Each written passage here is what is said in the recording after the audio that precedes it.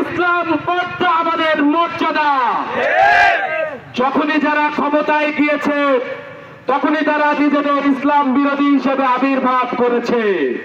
এই বিএনপি, বেগম খালেদা জিয়ার বিএনপি, শহীদ জিয়ার বিএনপি ইসলাম বিদ্বেষী বিএনপি ছিল না।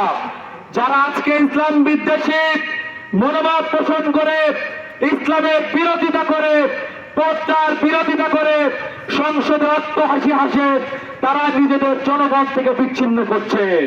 বাংলাদেশের জনগণ কোনদিনও পর্দা বিরোধী, ইসলাম বিরোধীদের জায়গা দেয়নি, অতীতেও দিবে না।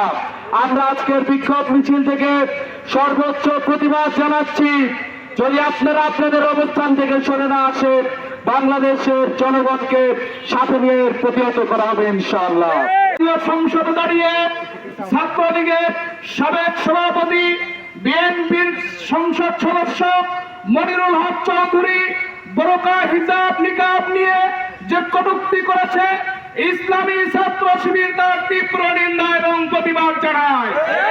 আমরা বলতে চাই, নির্বাচনের পূর্বে আপনারা বলেছিলেন আপনারা মদিনার সনদ বাস্তবায়ন করবেন, আপনারা মাথায় টুপি দিয়ে বাংলাদেশের প্রতিটি ধারা আছে ইসলাম নিয়ে আপনারা ধর্ণা দিয়েছিলেন। আজ আমরা দেখতে পাচ্ছি আপনারা বহু জাতীয় সংসদে যে সেই ইসলামের বিরোধিতা করছে। আমরা বলে দিতে চাই, বর্তমান সময়ে আপনারা এই বাংলাদেশের ধর্ম ব্যবসায়ী নামে পরিচয় হয়েছে।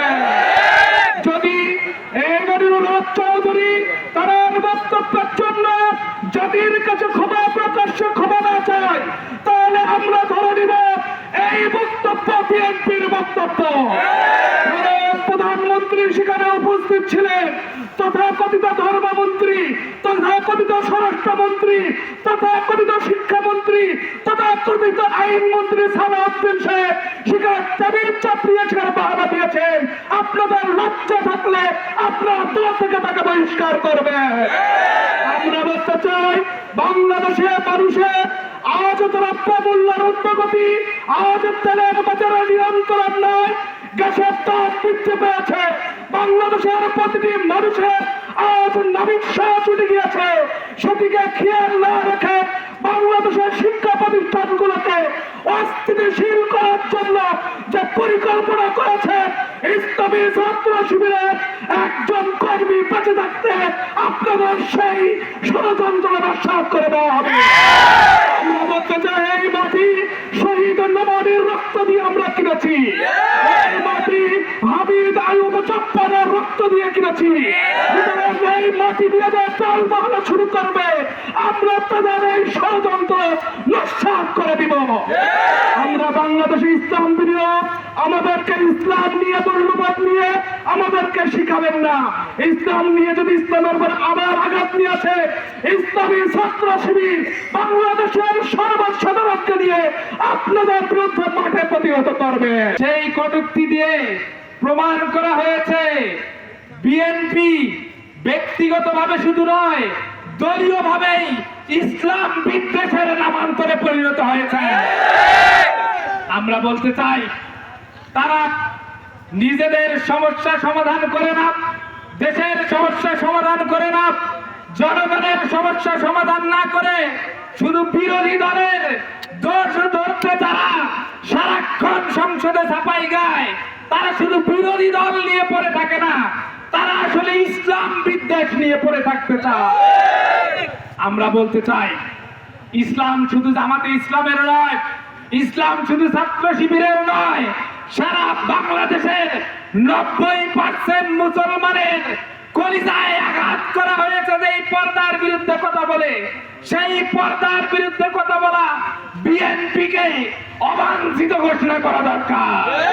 ব্যক্তি হিসাবে তারা যদি সেই ব্যক্তির বক্তব্যকে ছাপাই গিয়ে টেবিল চাপড়িয়ে তারা প্রমাণ করেছে তারা জন্মগতভাবেই ইসলাম বিদ্বেষের পরিণতি একটা শক্তিতে পরিণত হয়েছে। আমরা বিএনপিকে তো এত খারাপ মনে করি নাই, আমরা বিএনপিকে তো মজলুম শক্তি হিসেবে মনে করেছি।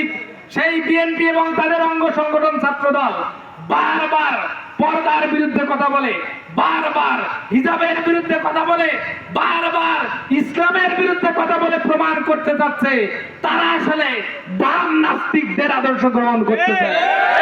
বিএনপিকে বলে চাই, নিজের জাতীয়তাবাদী আদর্শের মধ্যেই থাকুন, বাম নাস্তিকদের আদর্শ গ্রহণ করে বাংলাদেশের ইসলাম প্রিয় জনগণের বিরুদ্ধে যাবেন না। আমরা যেই জনগণকে প্রয়োজন মাফিক তাদের দ্রব্যাদি দিতে পারতেছেন না, যেই জনগণকে প্রয়োজন মাফিক বিদ্যুৎ দিতে পারতেছেন না, যেই জনগণকে প্রয়োজন মাফিক তেলের সংকট দূর করতে পারতেছেন না, সেই জনগণ সবকিছুই মেনে নিতে পারে, কিন্তু ইসলামের বিরুদ্ধে কথা বললে কিন্তু মেনে নিবে না। বলে দিতে চাই, এগুলো ইসলামের বিরুদ্ধে বক্তব্য না দিয়ে জনগণের প্রকৃত সমস্যা সমাধানে এগিয়ে আসুন, তাহলে জনগণ আপনাদের গ্রহণ করবে। নইলে ওই আওয়ামী লীগকে নিয়ে এসে বিএনপিতে যোগদান করিয়ে সব বক্তব্য দিলে তো এরকম হবেই। আওয়ামী লীগ ছাত্রলীগকে যারা এস্টাবলিশ করতে চায় তাদের তো এই পরিণতি হবেই, তাদের তো ইসলাম বিদ্বেষের পরিণতি হবেই। আমরা বলতে চাই, জনগণ থেকে বিচ্ছিন্ন হতে না চাইলে, জনগণ থেকে বিচ্ছিন্ন হতে না চাইলে এইসব এজেন্ডা, এইসব কর্মসূচি, এইসব ইচ্ছাকৃত ইসলাম বিদ্বেষ থেকে দূরে থাকুন। লোডশেডিং কিংবা ঘরের বাইরের তীব্র গরমে ওয়ালটন রিচার্জেবল ফ্যান থাকলে থাকবে শুধু বাতাস আর বাতাস।